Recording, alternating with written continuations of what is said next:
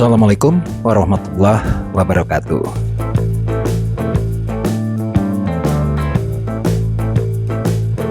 Kembali video saya menyapa Anda.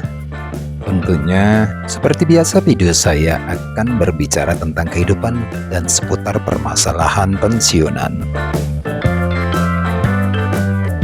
Bagi pekerja yang belum pensiun, channel ini juga sangat bermanfaat bagi Anda untuk mempersiapkan diri Anda menghadapi pensiunan. Dan video kali ini saya akan membahas fenomena pensiunan yang bekerja kembali. Sebelum berlanjut kepada pembahasan dan diskusi, saya ingin mendudukkan terlebih dahulu definisi apa yang dimaksud bekerja pada video-video saya. Menurut hemat saya ini penting agar tidak terjadi kesalahpahaman, terutama mereka yang berusaha atau berbisnis. Mereka juga sebenarnya masuk dalam kategori bekerja. Bahkan merekalah yang memberi kontribusi nilai tambah paling nyata. Nilai tambah ini bahasa kerennya adalah pendapatan nasional. Oke, kembali ke definisi bekerja.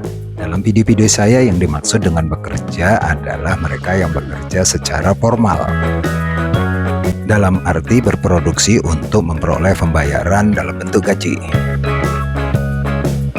Dengan demikian, pensiunan yang bekerja kembali maksudnya adalah kita bekerja untuk satu entitas bisnis dengan harapan memperoleh imbalan dalam bentuk gaji. Data Asosiasi DPLK se-Indonesia yang dikutip dari kompas.com, sebanyak 18% masyarakat Indonesia yang pensiun kembali bekerja untuk memenuhi kebutuhan keuangannya. Hal tersebut dari sisi motif keuangan. Padahal secara teori saya melihat ada motif lain, yakni di samping keuangan adalah social engagement atau keterlibatan sosial. Dengan tetap bekerja setelah pensiun, kita masih terhubung dengan kelompok sosial. Motif berikutnya adalah mental stimulation, yakni otak kita masih bekerja secara penuh sehingga terhindar dari penyakit gangguan otak. Motif terakhir secara teori adalah meaning and fulfillment. Motif ini membuat kita merasa masih sangat dibutuhkan dan masih bermanfaat untuk organisasi. Kalau tadi kita berbicara secara teori, praktek di lapangan, kira-kira motif apa ya yang menyebabkan banyak pensiun untuk bekerja kembali? Sebagai landasan pikir, kita harus melihat data-data sebagai berikut. Pertama, perbandingan antara usia pensiun dan usia produktif.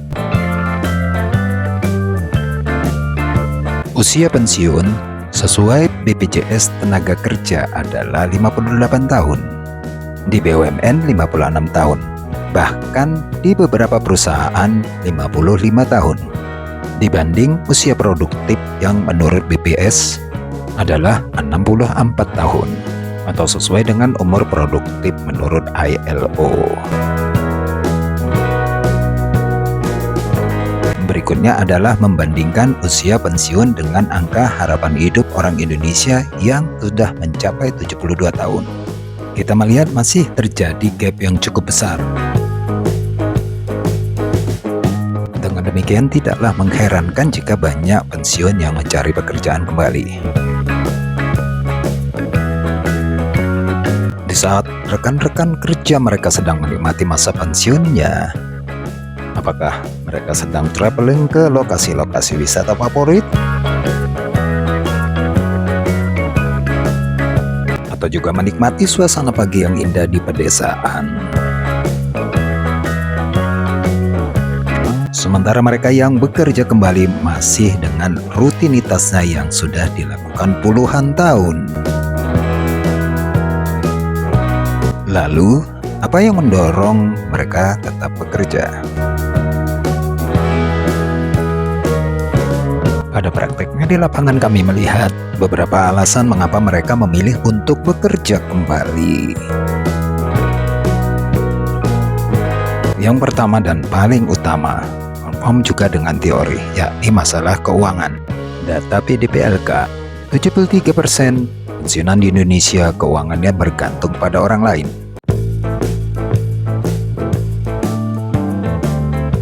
Berikutnya adalah tidak ingin mengubah gaya hidup. Tetap belanja barang-barang yang harganya relatif mahal bagi pensiunan. Walaupun harga tersebut wajar pada saat Anda masih bekerja.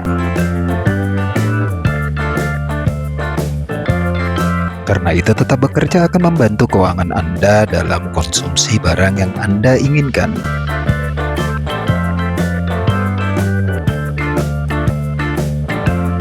Masih dalam hal lifestyle, banyak yang takut kehilangan komunitas yang selama ini menjadi bagian dari pergaulan mereka.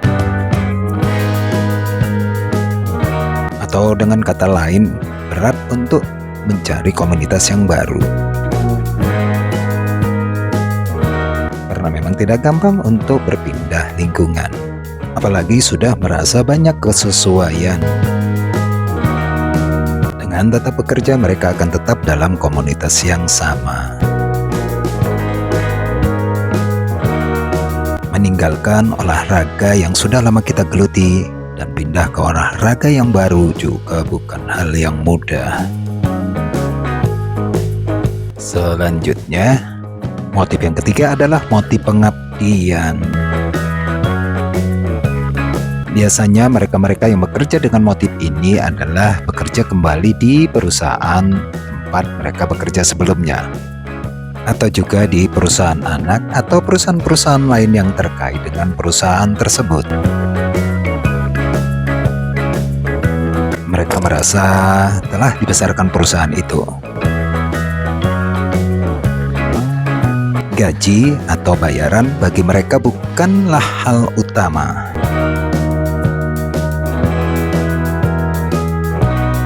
Bagi mereka, ilmu dan pengalaman yang telah mereka peroleh ingin diabdikan untuk mengembangkan perusahaan. Di samping itu, mereka juga banyak bekerja di lembaga-lembaga yang mengembangkan masyarakat, terutama pensiunan PNS. Motif yang terakhir adalah ingin berbagi ilmu dan pengalaman. Untuk motif ini, mereka biasanya memilih profesi sebagai dosen atau konsultan. Persaingan di perguruan tinggi menyebabkan banyak perguruan tinggi yang ingin memiliki value lebih dari yang lain. Salah satu di antaranya adalah dengan memiliki banyak dosen-dosen yang memiliki pengalaman di dunia kerja. Profesi lainnya adalah menjadi pembicara seminar ataupun motivator. Pengalaman selama bekerja, baik sukses maupun kegagalan, akan sangat bermanfaat bagi para peserta. Pensiunan yang bekerja kembali juga banyak yang mengambil profesi sebagai konsultan. Bagi pegawai, konsultan membantu agar operasional perusahaan sesuai dengan strategi yang telah ditetapkan. Sedangkan konsultan bagi pimpinan perusahaan atau staf ahli membantu pimpinan perusahaan dalam menetapkan strategi agar sesuai dengan visi dan misi yang telah ditetapkan. Catatan saya sebelum video ini saya akhiri adalah sebagai berikut. Pertama, tidak semua pensiunan yang bekerja kembali motifnya adalah karena kesulitan keuangan. Memang semua profesi yang sudah kita bahas tadi memberi tambahan penghasilan. Yang kedua, ketika pensiun usia kita masih produktif. Terakhir, pengalaman yang telah diperoleh sangat bermanfaat untuk generasi berikutnya. Sampai di sini dulu video saya kali ini. Masukan, kritik, dan saran dari Anda selalu kami nantikan. Terima kasih Anda sudah menyaksikan video ini.